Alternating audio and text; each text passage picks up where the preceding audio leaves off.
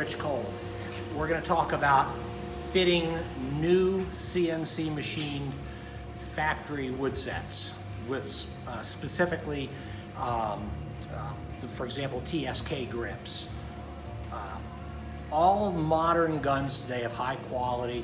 Your Beretta, Browning, Perazzi, Krieghoff, Blaser, Kolar, Rizzini, who am I missing? Zoli, Cesar Guarini. All of these wood sets today, particularly the stock, they're all machined on very, very sophisticated, high-end CNC machines, which basically cut the block of wood from a CAD model which has been based on an action standard, which is basically a nominal standard. It's not necessarily the largest that it can be. It usually ends up being towards the small side. And what that means is a little bit of extra wood is always left on certain areas by the manufacturer, so that when the gun is assembled at the fitting bench, a skilled worker will take and remove some of the wood from the stock or the grip or the forend in the correct place, so that the wood is touching the metal in the correct areas. And usually what that means is it's called the stock head. The stock head is the area where the stock is supposed to receive the recoil that's transmitted from the barrel action as the gun is fired. If that's not done correctly, the stock, the grip, the forend, it's going to break. So what I just want to show you here is basically how that's done in a nutshell. What's happening that's causing us to want to share this information? Okay, so the reason that we're sharing this information is because we sell the TSK modular stocks, very, very high quality. We sell a lot of Beretta and Perazzi replacement wood, all that's been manufactured with very, very sophisticated machine tool technology. They still require fitting, okay? And people say, well, why does it have to be fitted if it's been manufactured to high standards? For the reason that I just explained is why it has to be fitted. The manufacturers could take this piece of wood and machine it and make it so that you could just put it on the frame, tighten it down, and away you go.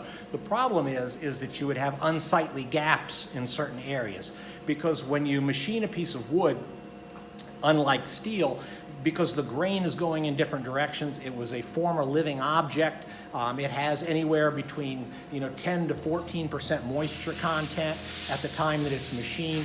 The wood actually moves. So it's not the same all the way through the machining process, and it needs to be adjusted at the time that it's going to be installed on the particular frame that it's going to live on. So what the stocker does basically is they take a frame, okay, which is basically the standard that they're going to use. This happens to be an old Beretta 686 frame. This is one that we've used for a number of years because we found it to sort of be in that nominal size, and so it's safe for us to use this. What we have is what we call red lead, which is not lead anymore, but it's a powder that we mix up and we brush it on with a little bit of oil onto the parts. And then what we do is we take our frame. This is a TSK grip, okay, and then we put the grip on the frame, okay. At this point, then we're going to put the stock bolt in, or we're going to gently tap it and move it on until we meet resistance. And then we're going to take it off, and we're going to look, and we're going to see where the orange dye is left. Now, this one has been pre-fitted because this is from a job that we were working on, but it still met just a little bit of resistance. And although you can't see it, I can point out for you that right around these edges here, there's some orange dye. There's some orange dye down here. There's a little piece there. In this Beretta, okay, where the wood must touch the metal hard is right here in the center.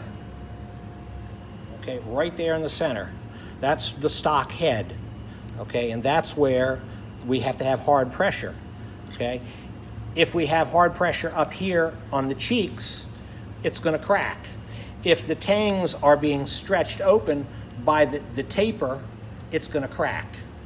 Okay, if the center of the tang is touching top or bottom and we don't have good pressure on the stock head, it's going to crack.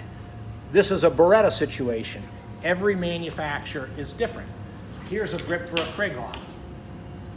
Okay? The Krieghoff has a pocket on the inside here on their stock head where you have to put epoxy in here, and you have to make the epoxy up to make a little pad right in here so that it touches. It must not touch anywhere here on a 45-degree angle on the sides here or here. If it's touching there and it's not touching well on the head, it's going to crack. If it's only touching here on the cheeks and it's not touching on the head, it's going to crack.